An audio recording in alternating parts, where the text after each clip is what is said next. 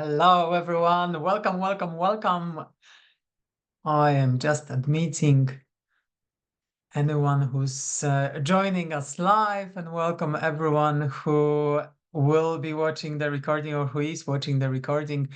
For the ones of you who are here, if you feel comfortable to put the camera on, please do. Please put the camera on. If you don't feel comfortable to do it, then I absolutely understand it. But we are here to. Oh, Sharmina, you're driving. Hello, hello. So great to see you. All good. And welcome everyone who is watching the recording as well. This is a masterclass, 10 beliefs stopping us from losing weight.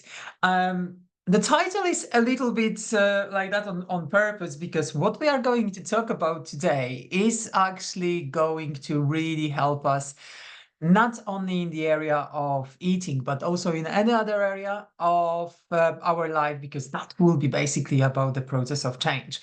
So you can translate that to whatever area you might be struggling with, or whatever area you want to improve at. Because this is something what can be applicable in different areas. Hi, Giles. Great to see you. Hello, hello, hello. We'll give a few more moments to anyone who wants to join live. It's just after lunchtime in the UK, so some people might be a little bit late. Jim, welcome. Hello to you as well. For some reason, the camera is not working for you, but hopefully at some point it will. I know that you are joining us from the US. Okay, so yes, so 10 beliefs that are stopping us from making change in our life. I would love to just ask you why you are here. I know that the ones who are with us now, I know that maybe not everyone can talk. For example, Sharmina being in a car, but if you can share, that would be amazing. Giles, I would love to ask you as well. What is the reason for you coming over to the masterclass? If I can ask you, would you mind sharing? No, not at all. I'm doing a bit of a contra deal with a nutritionist. So Mhm. I'm helping her develop her brand, and she's helping me with my nutrition. And Oh, fantastic. it just felt the timing felt right, that to see if there's anything blocking me from I suppose doing what she's going to recommend that I do as much as anything Amazing. else. So it's just, as I say, the timing just fitted perfectly. Oh, fabulous. So welcome, welcome here. Great to have you here, and I'm sure that whatever is here for you, you will definitely get it. Thank you. Amazing. Thank you. Thanks so much. So yes, just to say a little bit about the idea and about the reason why we are doing this masterclass, I will just share a little bit of my story. So my name is Anastarzek. For those of you who might sometimes think, what is the pronunciation of this not very English surname? Originally I come from Poland, where psychonutrition is actually really, really, really popular. In the UK, where I live now, it's not that popular as over there. However, what psychonutrition is a bridge between psychology and nutrition, because so many of us have followed a lot of different diets or a lot of different meal plans in our lives. So many of us have read so many different books or watched documentaries, videos on YouTube, listened to podcasts, and it feels like we know everything when it comes to how to build healthy eating habits, or how to drop weight, or how to maintain that healthy weight. But for some reason, when we start doing this, it doesn't work for as long as we would love it to work. So, and hi, Mia, in the meantime, you joined. So great to have you here. Um, and it's actually really, really interesting, because when we look at nutrition separately, when we focus just on eating particular things, we might realize that okay, actually I am eating what I was supposed to eat, but I still don't get the results which I wanted to get. And this is where psychonutrition comes. We just focus on what's behind our eating, what is happening with our mindset, what is happening with our daily habits, and how we can change it to make it work a little bit better. So just for a moment, when it comes to my journey, the reason why I've become really fascinated by psychonutrition is the fact that my journey with food started around when I was around 9 years old, which was almost 30 years ago. And the fact is that I was always a little bit of a chubby baby, and I just found food incredible. And I never realized that it was my go-to when I was sad, when I was happy, when I was uncomfortable, when I felt tired, when I felt angry, whatever it was. And I tried a lot of different diets. Yo-yo effect was basically my middle name. And I fluctuated between 18 stones, which is around 115 kilograms, and 12 stones, which is around 70, 75, 77 kilograms throughout my entire life. And I could never actually get the results for a little bit longer. And this is where psychonutrition came.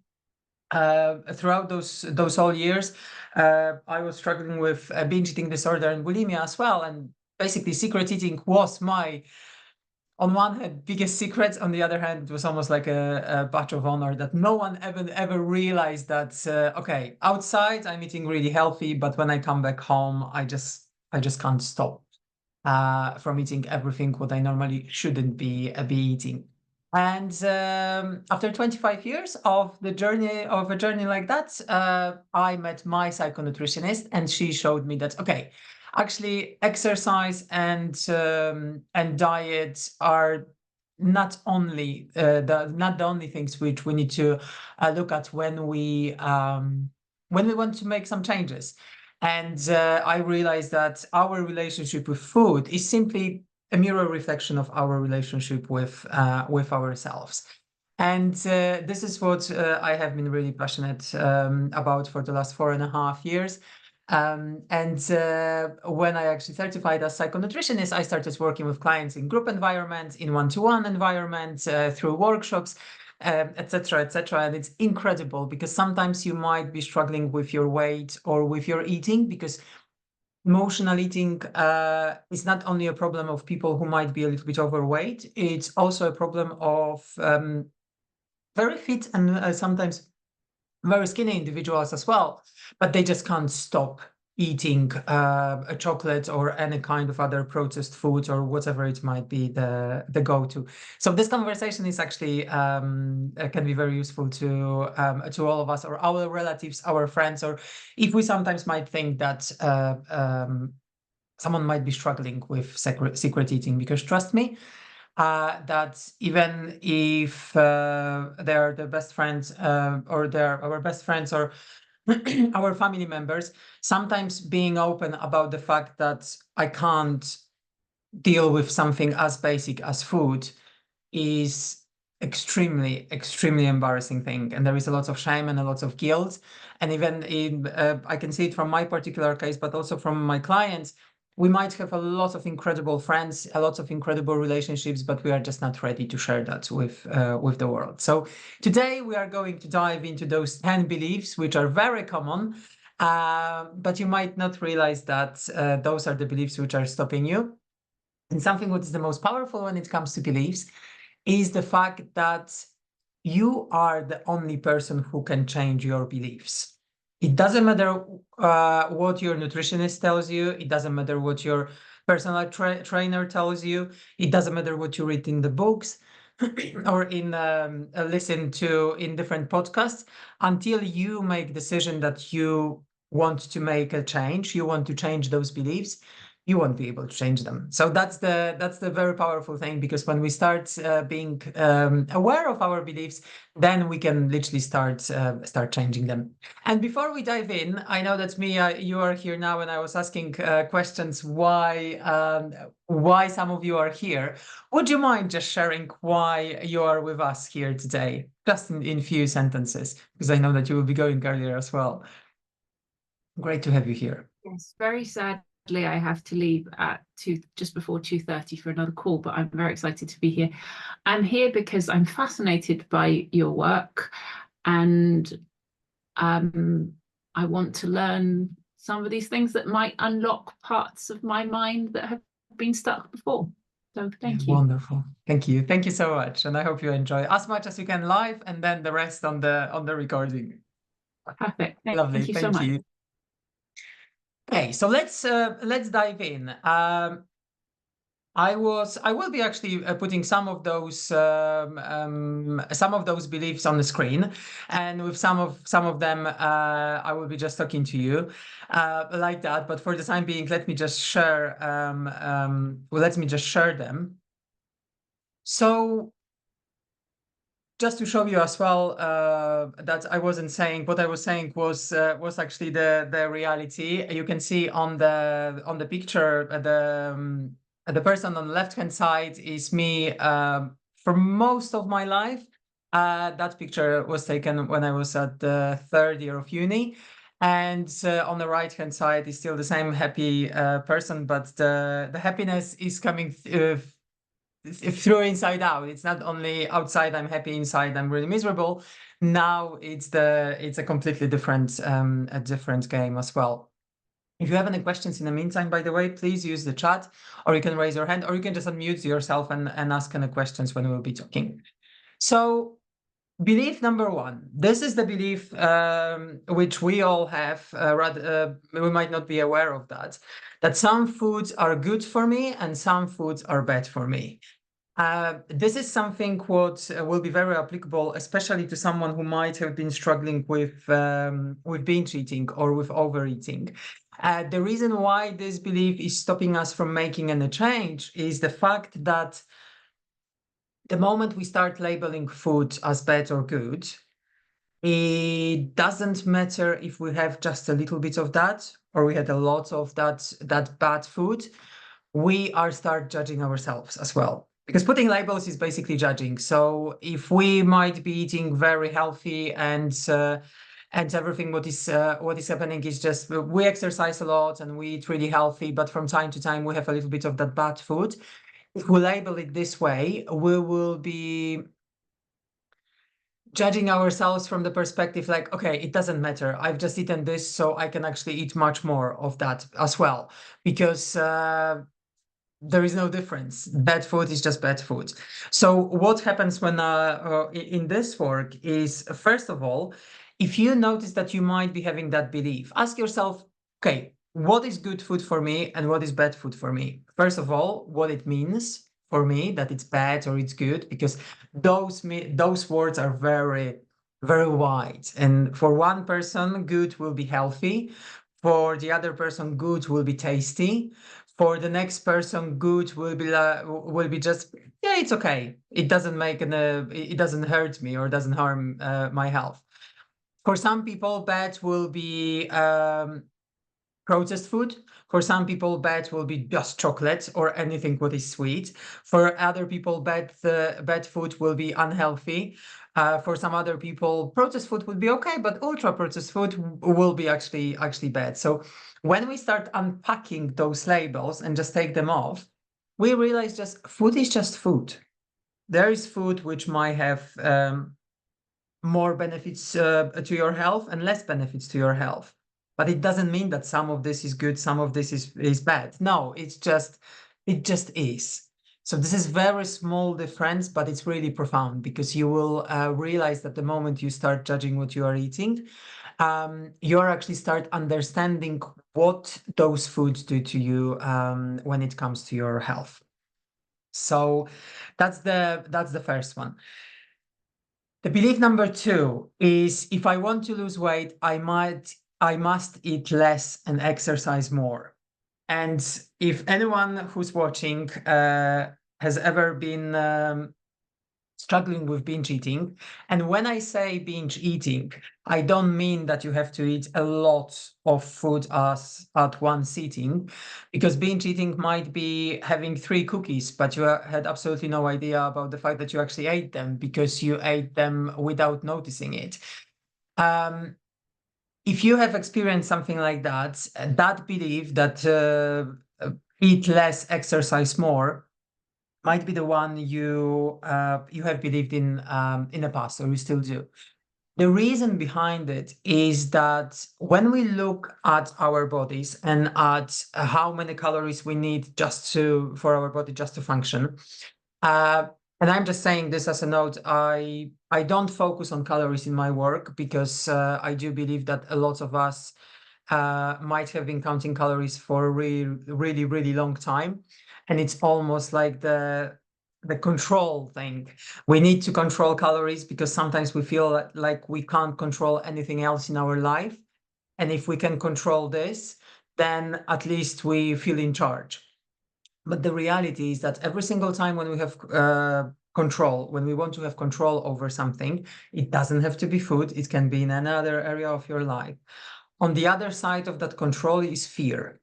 So the question would be, okay, what am I afraid of? Why do I want to control something? And what am I afraid of? Going back to the conversation of eating, it might be, okay, I'm afraid of putting the weight on, so I need to count calories.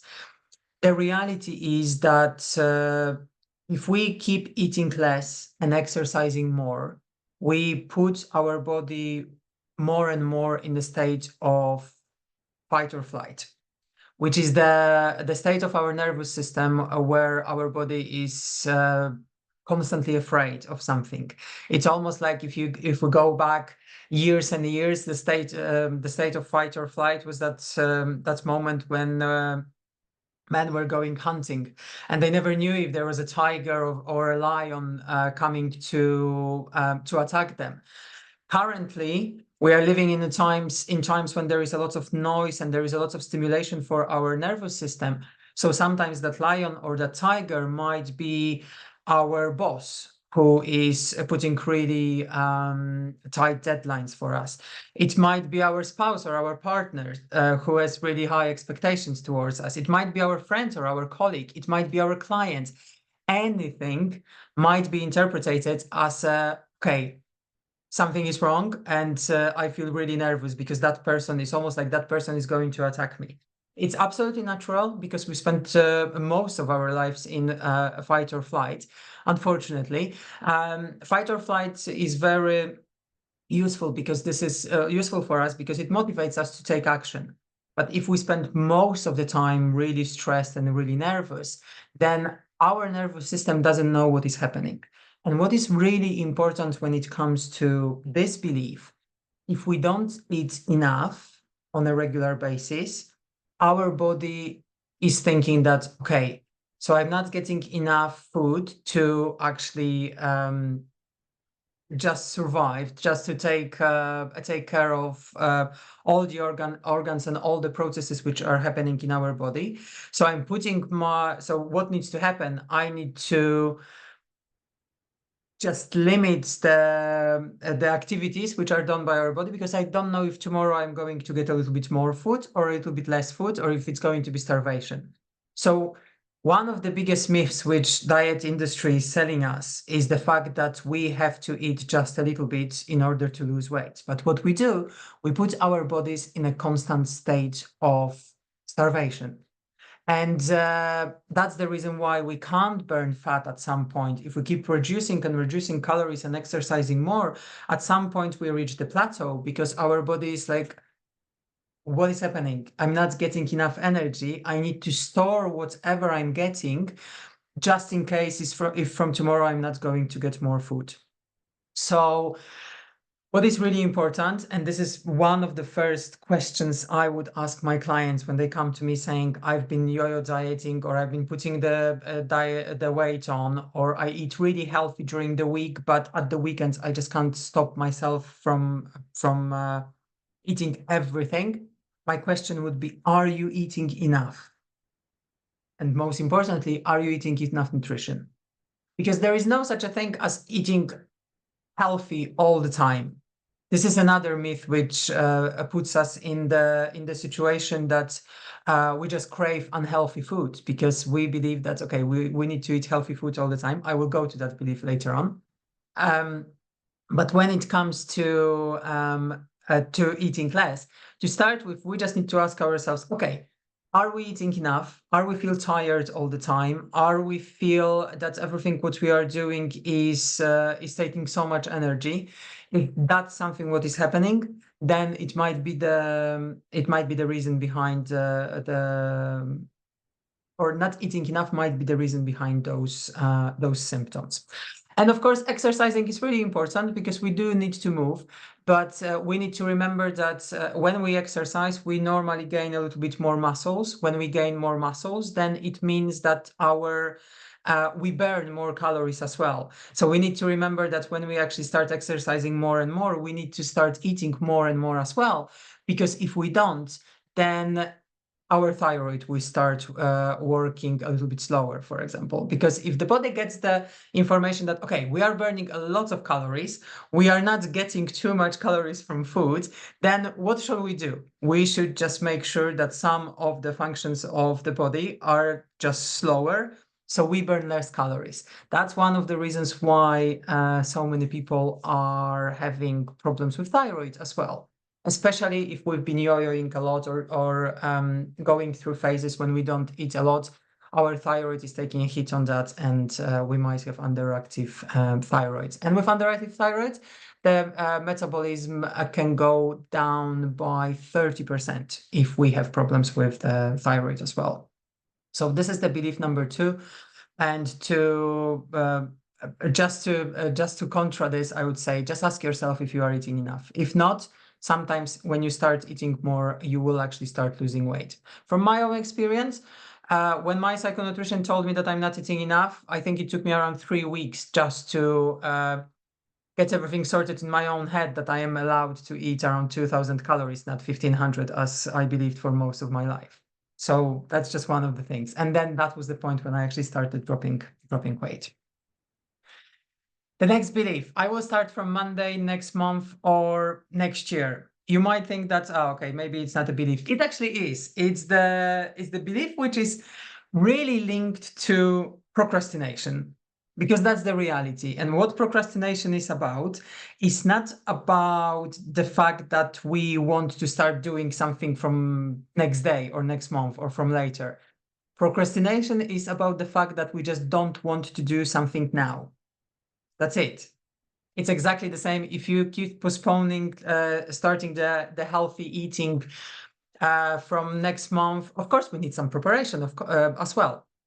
But what is really tricky from the perspective of our mind, there is something, and I'm sure that if you've ever been on any kind of diets, you might have experienced that. There is something what is called a Last Supper syndrome.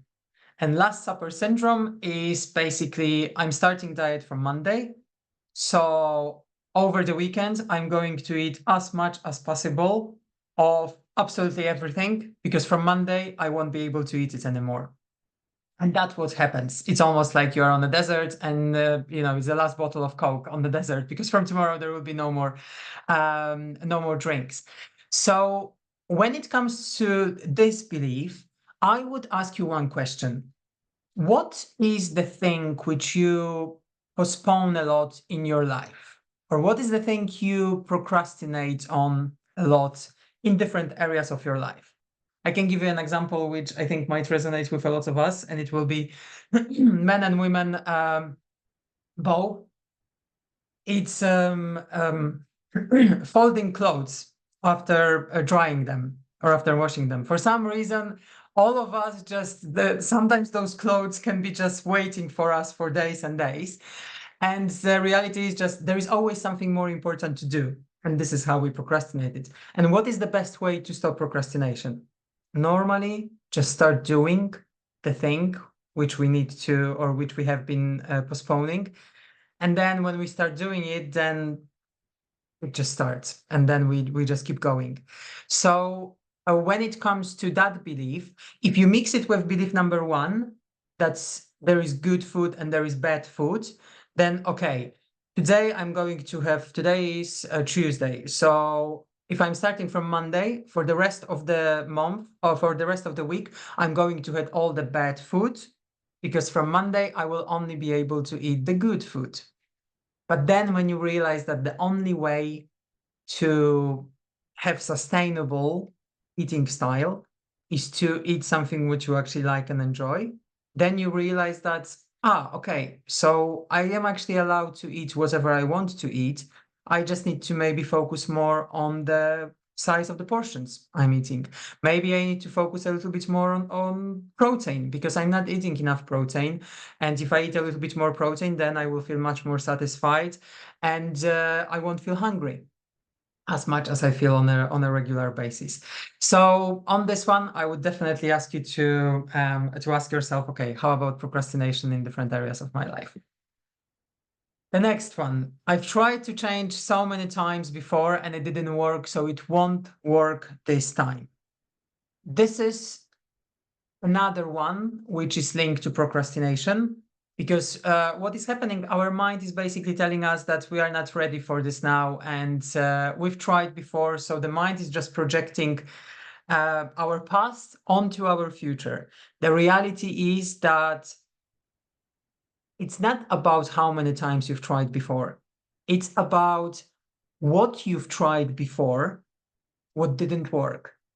Because if you know that maybe doing, and I'm going to give very controversial example here, but still, I'm going to do it because all of us might have been, especially the ones who wanted to lose weight in our lives, 1,000 calories a diet, which was very popular back in the 90s, early 2000s. Or maybe it's still popular, I don't know, but it's definitely not something what is healthy for us. If we know that this is kind of a starvation which brought us some kind of results, and it's our go-to, air quotes, and we've done it 10 times in our life, but 10 times we also put some weight after that, it's not true that this is something what is working for us, because it's working in a short term, but it always gives us the consequences which we didn't like. So it's not about the fact that you've tried something before and it didn't work. It's about the fact that whatever you've tried wasn't something what was good for you. And this is a great example from what I do with my clients as well when we work. It's sometimes clients are asking, okay, Anna, what shall I eat for dinner? What shall I eat for breakfast? And I would just ask, what would you like to eat for breakfast? Because the reality is that I can give you the best recipes ever, but trust me, if you are the person who loves scrambled eggs for breakfast, or you like savory breakfast, it doesn't matter how fancy the oatmeal recipe will be, you won't enjoy it, so you won't stick to it. When it comes to meal plans, any kind of meal plans, this is just one of the tools. And like with every other tool, it only works when you use it.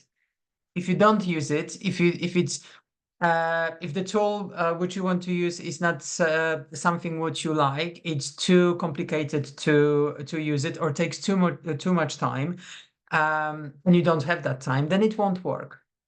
So if you have a belief like that, ask yourself, okay, what are those methods I've been using in the past which didn't work? Because it's not like they are not working for you, or they are not working at all, or you are not working for them. No, they are not working for you. And that's the most important thing. Okay, so the next belief number 5 is I've got bad genes. Everyone in my family is overweight or obese, so it's inevitable. Well, I'm not sure if I can pronounce it for some reason now. So it's inevitable for me. I'm going with this one. The reality is that no, there have been a lot of searches done on twins who had exactly the same genes. And one of the biggest parts when it comes to our life, what is happening, is about the environment. And if you take 2 identical twins and you put them in 2 completely different environments, one environment will be the house when you only eat processed food and you don't move too much, then of course, yes, being overweight or obese is a kind of destiny which might be waiting for you. But then if the other twin is in the environment when they eat healthy and balanced food and move a lot, and the body-mind connection is really great, and the different needs are met, then that person might be skinny and really fit. So that's the thing. Genes is just one of the myths, and this is something what we want to give to ourselves as well. And something what I would love for all of you to distinguish is the excuse. Because sometimes we might say to ourselves, especially our inner critic, if it's very judgmental, it will be saying that, oh, this is my excuse, and we keep beating ourselves up. How about it's not an excuse, but this is the reason why you can't change something? And again, it comes into all different areas of life, and the other way around as well. Sometimes we might think that something is a reason for a particular behavior, but then the reality is that it's not a reason, it's just an excuse, because we are not ready yet to make the change, and then we will be giving ourselves different excuses for that behavior to stay the same. The next one is, it's simple. Calories in, calories out. It's my fault. I just don't try it hard enough, or I lack willpower.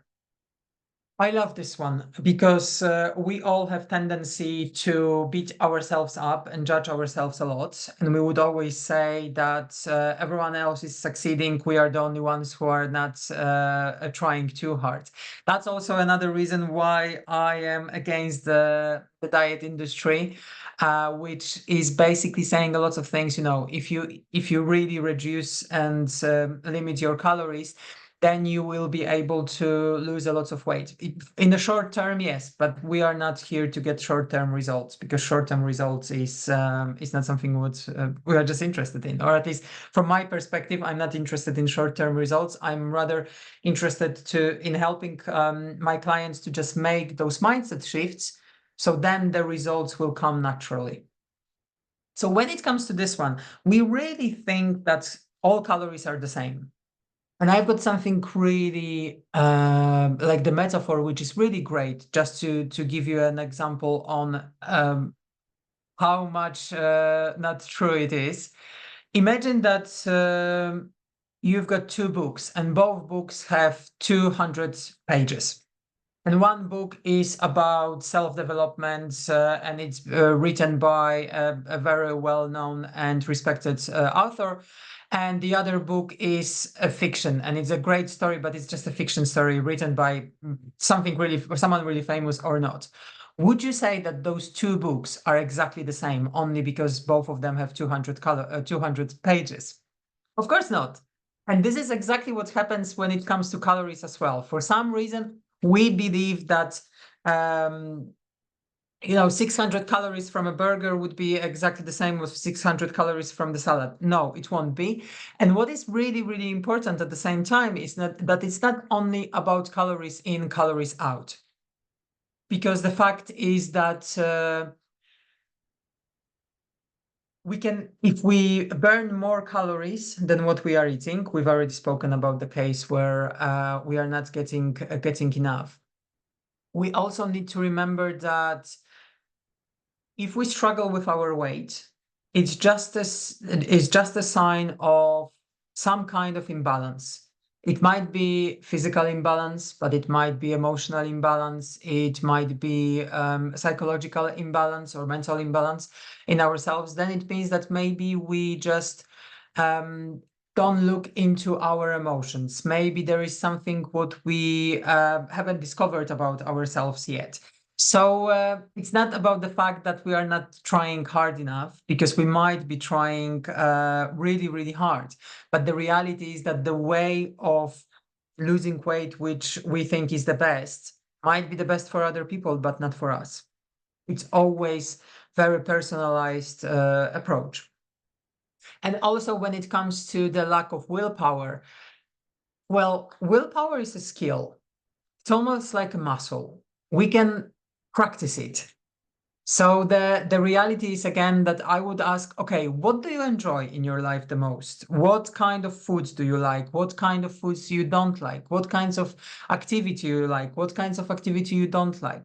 Simply because, in my opinion, best diet ever is the one which you enjoy and which you can stick to. And exactly the same with the exercise. The best exercise ever is the one which you can do in a very long time and which you enjoy. Because, okay, you can go with the exercise which is burning the biggest amount of calories, but you totally just hate it. You just don't like that particular activity. And sometimes the reality is that your body will be in so much resistance towards that activity that it will be putting your body in a lot of stress. Just thinking about doing that exercise will be putting you in a lot of stress. Stress means cortisol, which is stress hormone. Then it means fight or flight. Fight or flight is the opposite of rest and digest. That's the reason why sometimes when we are really, really stressed, even if we are eating really healthy and exercising a lot, and we might be eating enough, fair enough, we might be eating enough, but if we are really stressed, we won't be able to drop any weight because our body is just locked. That's why recognizing the emotions and just seeing what is happening underneath is so important, because that can help us to just unlock some of those blockers. All right, so the belief number 7. Everyone is judging how I look, they don't understand me. This is the belief which is not only, not even about the understanding part, but everyone is judging how I look, or everyone is judging what I say, everyone is judging what I do. You can choose whatever area you want. We are really interesting beings as humans. We really think that everyone just focuses on us. And the reality is that everyone is focused on themselves. Think about yourself. You might be somewhere out and you might see someone who will be looking in a very original way. Maybe it's something what is not very aligned with you, and that person will surprise you or will shock you. But the reality is that you might look at that person and you might have any kind of thoughts towards yourself. And then 10 seconds later, you just forget about that person and you just go back in your own heads to your own thoughts, to your own problems, to your own worries, to your own exciting stuff.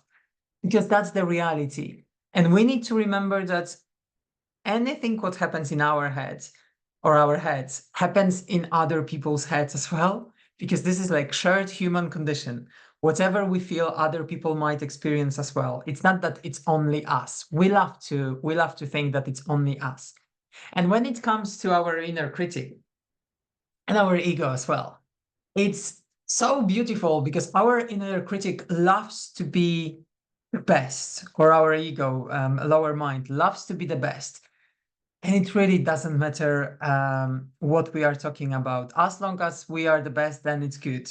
And it might be being the best at being the worst as well. So sometimes if we are thinking, oh, I'm just the worst at that, I've tried it so many times and I never succeed. This is our lower mind. This is our ego and our critic just having a go at us, simply because it just loves to be the best, even of the worst thing. So this one about judging, we just need to remember that everyone focuses on themselves, and sooner or later you can't even remember what's sometimes what some people were saying last week or last month. So it's definitely about just tuning in within yourself. Belief number 8, I just love food, so it's normal that I'm overweight or I struggle with dropping weight.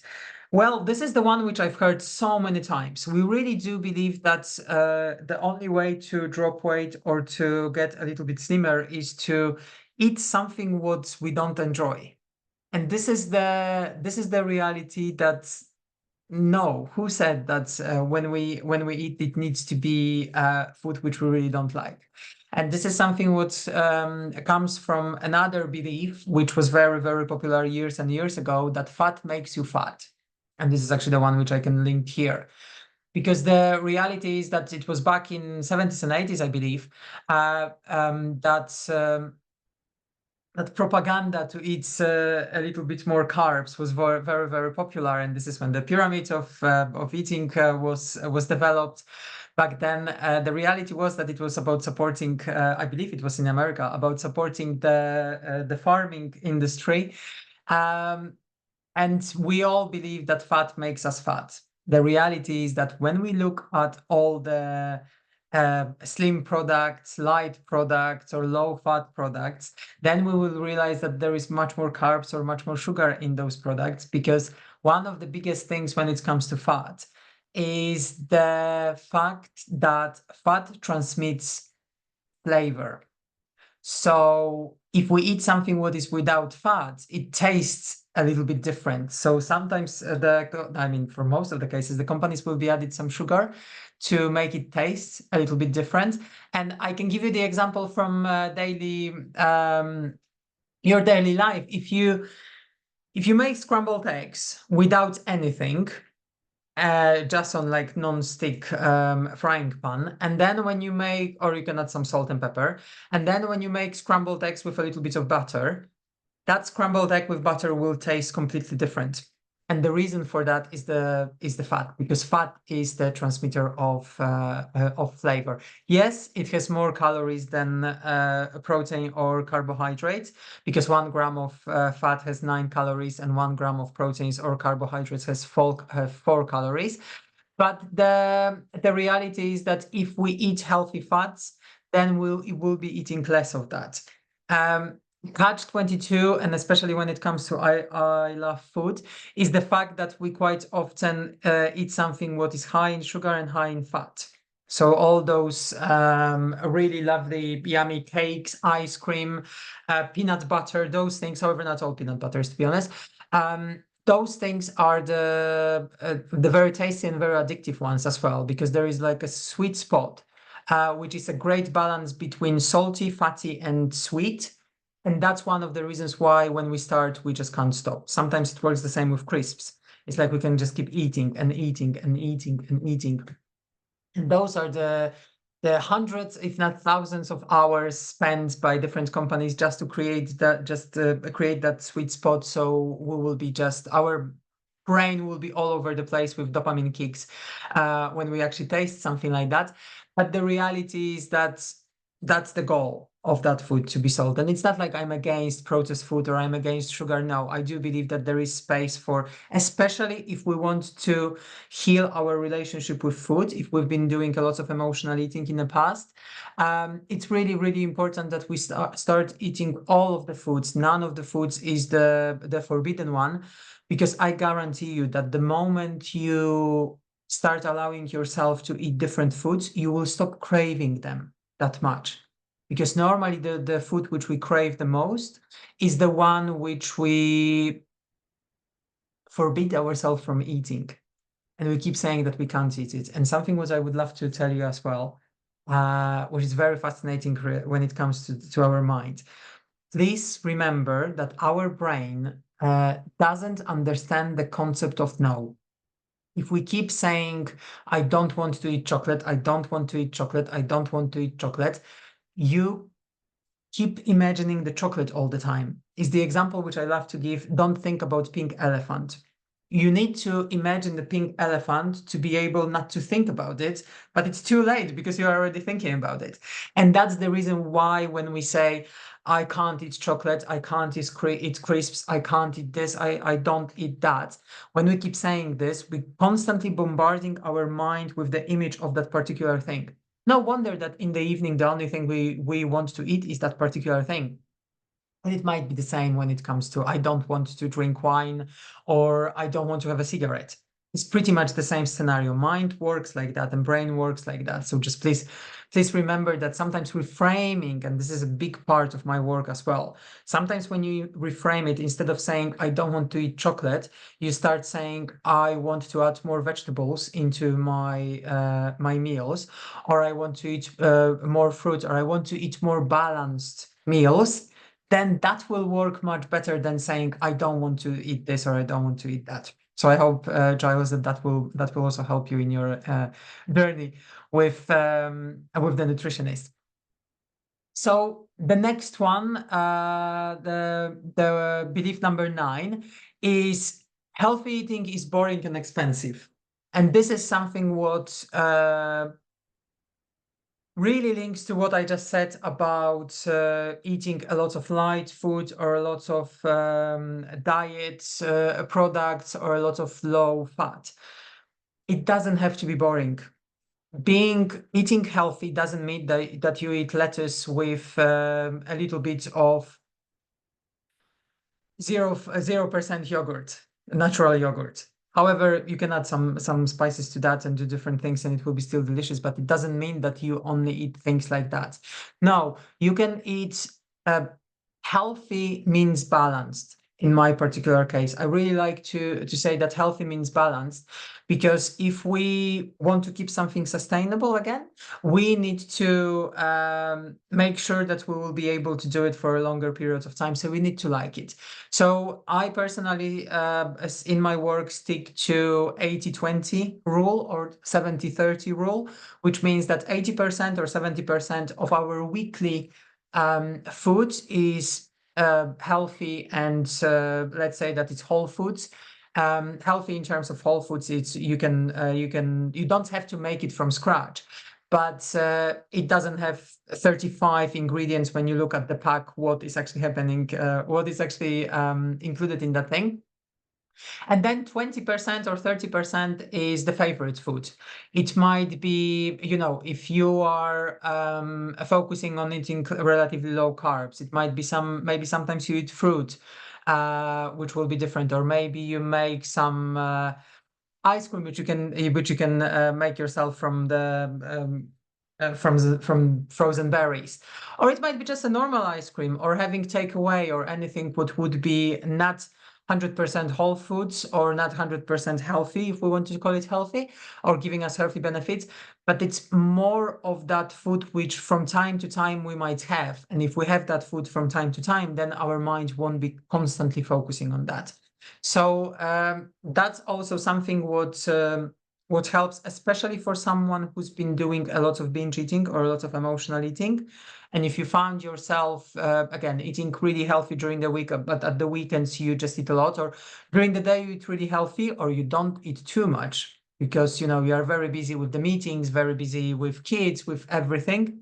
And then in the evening, you feel like your stomach has no limit. There is no hole in your stomach. You just keep eating, or actually your stomach is one big hole. You just keep eating everything.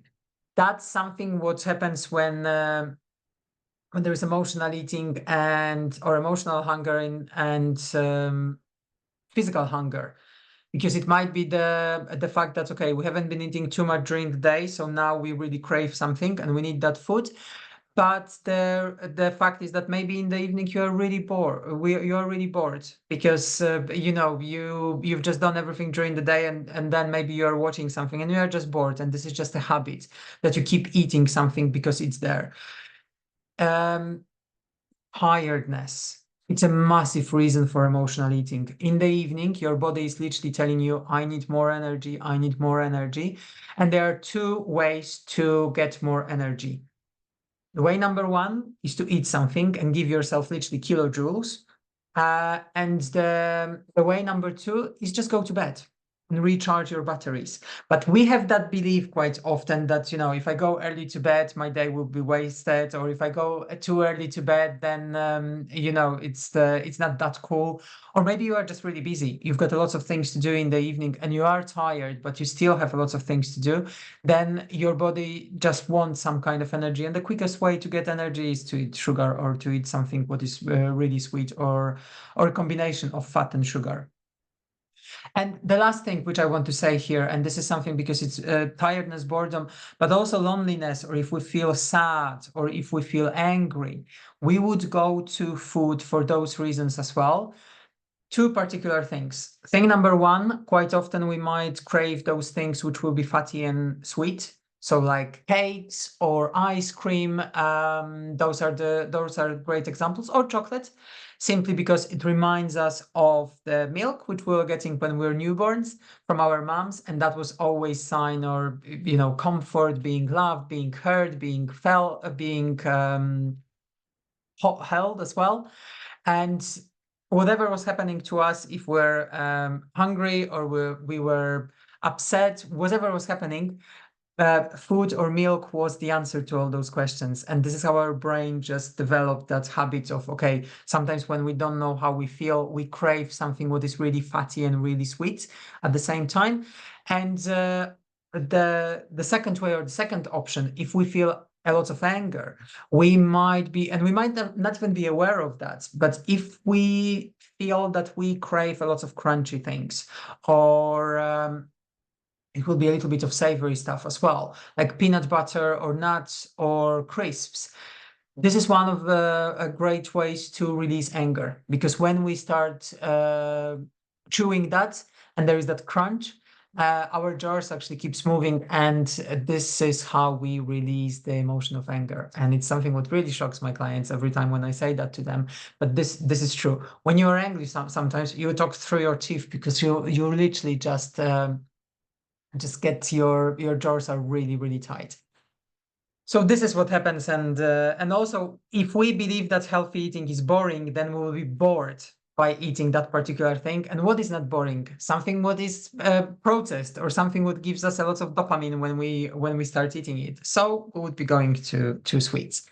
And the very last one is fasting or eating 5 small meals is the only way to lose weight. I would say that the best way, or the way which will be working for you, is the one which is you feel good, or the one which is good for your body, yourself, not what everyone else is saying. Because, okay, fasting is great, but if we want to starve ourselves because we ate a lot last night, and now we are going to do 12 hours fast, or 20 hours fast, or 16-hour fast because we want to punish ourselves after after having a big dinner, then the intention is we just want to punish ourselves. So there is a lot of fight or flight. Again, our nervous system is working against us. And if we want to do fasting because we want to give break to our digestive system, if we just want to feel lighter, maybe we just want to listen to those emotions or those thoughts which are coming to us, or the emotions which we feel, then yes, then fasting might work. Some people will be eating 5 meals, some people will be eating 3 meals, some people will be eating 2 meals. This is something what I would ask my clients. Just try it for yourself. If you don't know if for you it's better to eat 3 meals or 5 meals or 4 meals, just try it for 2 weeks or 3 weeks and see how you feel. Because you will be the only person who will be able to tell how your body is reacting. How are your levels of sleep? How are your levels of energy? Do you have any brain fog when you eat a little bit more often? Also, do you drink enough water? Because water will be a big one on this one. We keep thinking that, okay, we are drinking enough because we are drinking enough coffee, maybe. Or if you don't drink coffee, sometimes we don't pay attention to the fact that hunger and feeling thirsty, those two are really mixed by our bodies. And sometimes we can't tell the difference. And it's also to do with the ghrelin, with the hunger hormone. If we are dehydrated, the hunger hormone goes up.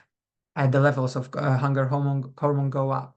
And then we feel like we want to eat something, but then we drink a little bit of water or tea or whatever it will be. And then it's like, oh, actually, I wasn't hungry. I was just thirsty. So this is something what is really important to just remember, that it's not about what everyone is saying, and it's not about what everyone else is saying that it's working for them.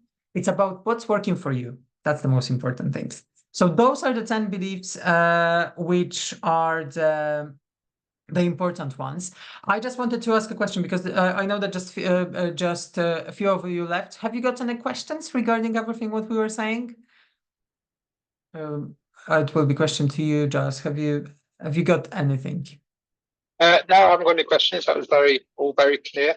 I mean, I've written 3 or 4 things down which are going to help me through it. Amazing. Is there anything what you might think is the belief which you are dealing with, like the one which you keep catching yourself on? I think, Not even from that list, in general. well, I think the tried it before is one of the beliefs that I've got. and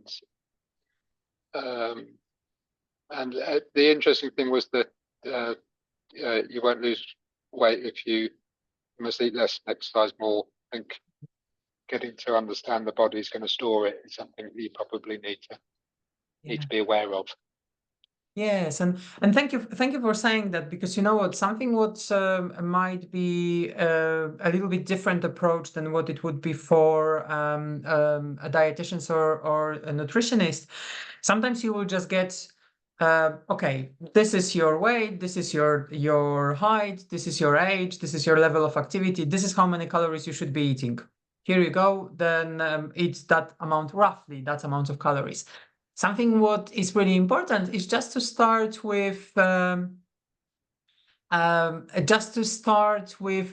much you eat on a regular basis now. Because let's say that maybe, and I'm not saying that there needs to be calories needs to be counted, but the fact is that sometimes we think, oh, okay, we should be eating 1800 calories. But if we are eating 2500 calories now on a daily basis, as long as we know what we eat roughly now, then we know that, okay, so I don't have to go to 1800 straight away. I just need to reduce whatever I'm eating now by, let's say, 10%, and you will see significant results. And exactly the same with the other way around. It might be the case that you might be not eating enough, and then start eating more than, let's say, 16 or 1800 calories might be something that will put your body in safety. Because the reason why eating enough is important, when we eat enough for a significant amount of time, our body feels like, okay, good. So there is no starvation coming.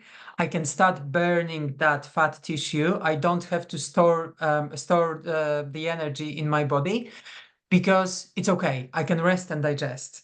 And that gives you that, you literally can like, okay, great. So now the body can focus actually on releasing weight as well.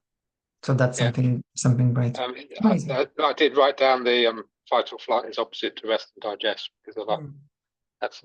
That's something new that I haven't thought about before, because I don't think I do eat too much.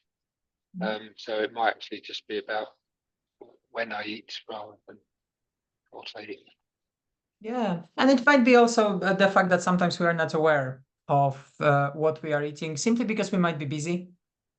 And then if you are busy and you are eating something, especially if we eat something from the pack, our brain doesn't even notice that we eat it. So yeah, so that's actually something interesting to see as well. And for anyone who registered to get the recording as well, I will have a gift of a free call. So I will send you a link, Giles, as well, if you feel like having just a conversation outside of this masterclass.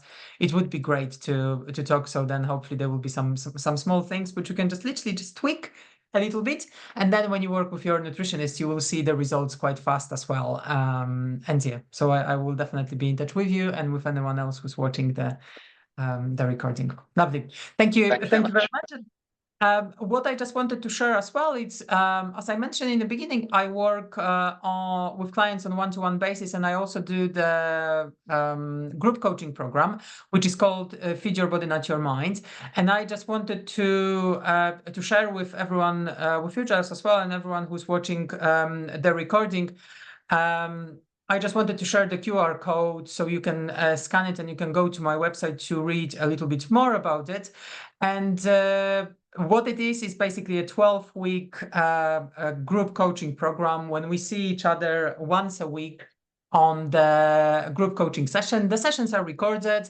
You've got access to those sessions for 6 months. The live sessions will be happening on Wednesdays between 1 and 2 p.m. And we are starting on Wednesday, the 19th of June. And there will be still another 7 days to sign up to the program. So for everyone who's watching the recording now, you can just scan that QR code.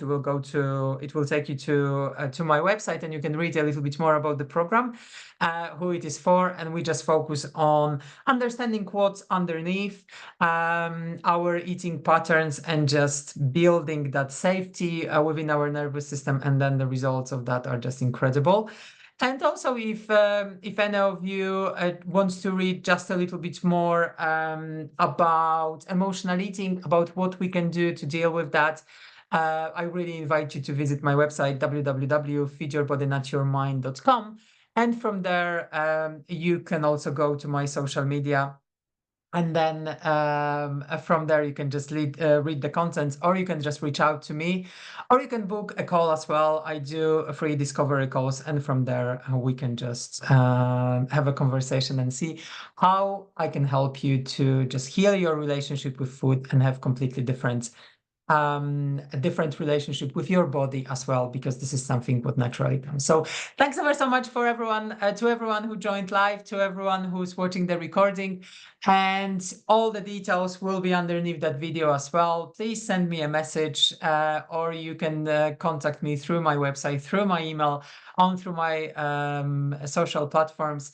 And yes, just give yourself a chance to completely heal that relationship with food. Even if you've been struggling for a long time, trust me that it's never too late to change those beliefs and start everything and make everything work from now. So thanks so much, and I hope to see you soon. Bye.